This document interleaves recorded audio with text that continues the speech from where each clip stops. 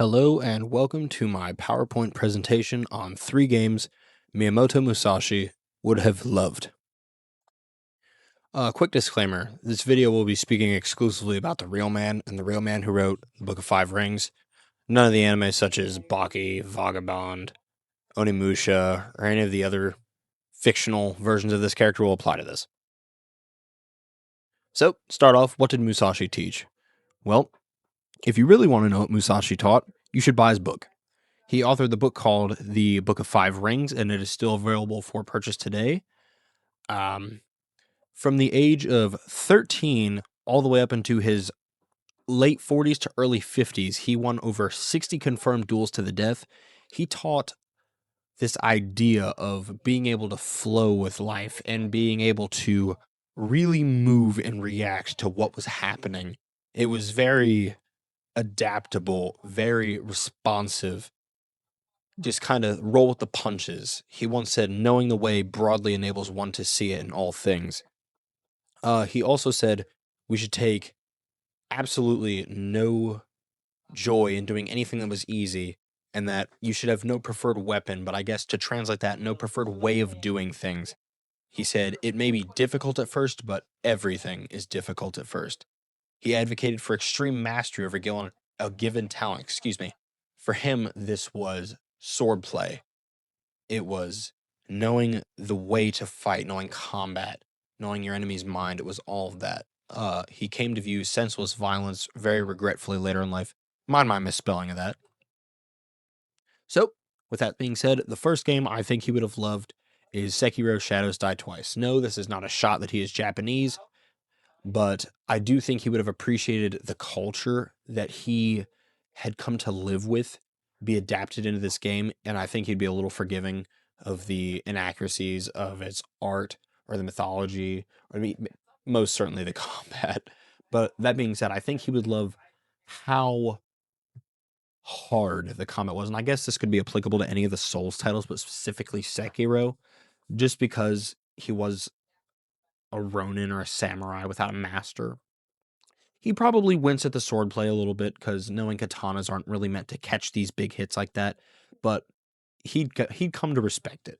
He'd probably look at Ishii and the Sword Saint and Junichiro as amateurs.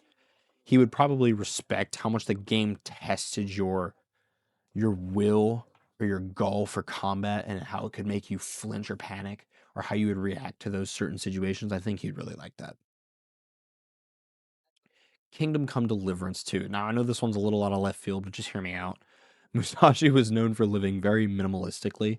He didn't travel with a lot. You'd probably find him in a rainforest with just his swords, some very, very basic supplies, and just his clothes on his back.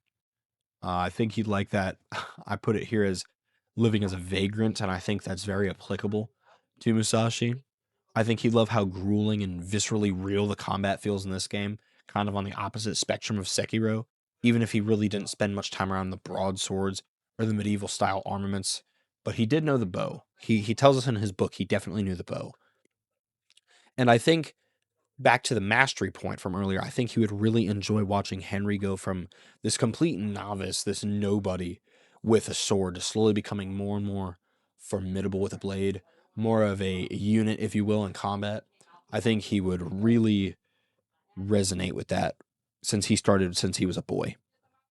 And finally, this this is a little bit of a weird one, I know, but I didn't want to put Ghost of Yotei or Ghost of Tsushima because I didn't want to just kind of repeat the Japan trend over and over again.